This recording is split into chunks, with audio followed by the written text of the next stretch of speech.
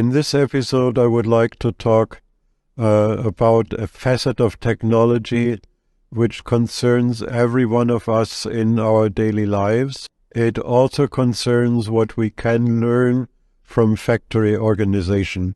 Historic-wise, Ford was the one to introduce a first industrial line which were operating on the Taylor mechanisms, which mean he pre-thought every action along the line to be done the same way every day throughout the building of this new car. By this he ensured quality and had a wonderful new technology, which he also intended to be available for his workers. So if you connect to the social awareness we talked earlier, he was aware of that and he wanted his workers to have a chance to use this technology.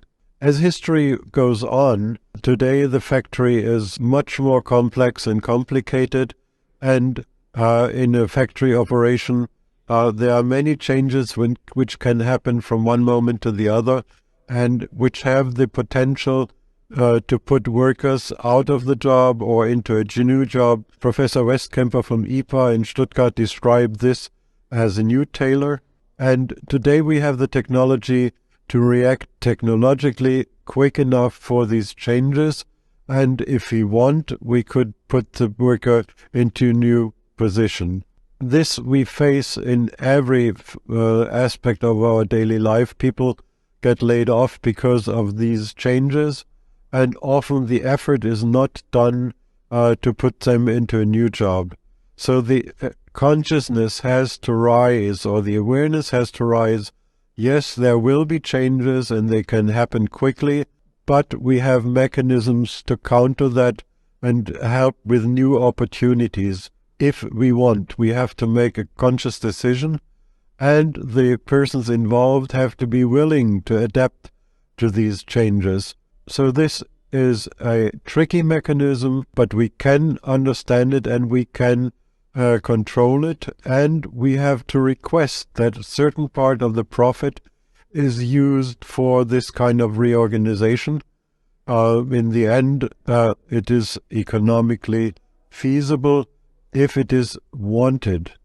If you look to the extreme of this development, usually people think these are the low-paid jobs that are cut off.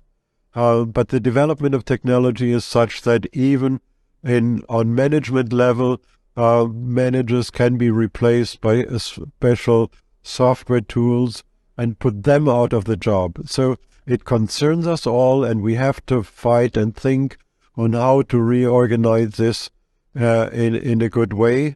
Again, technology is available to make this visible and to prepare for changes, but you need to be willing to do this.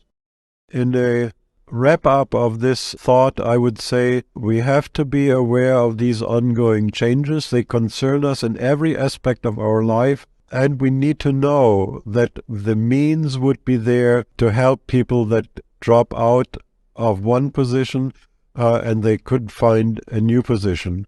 It needs willingness on all sides, but it is possible.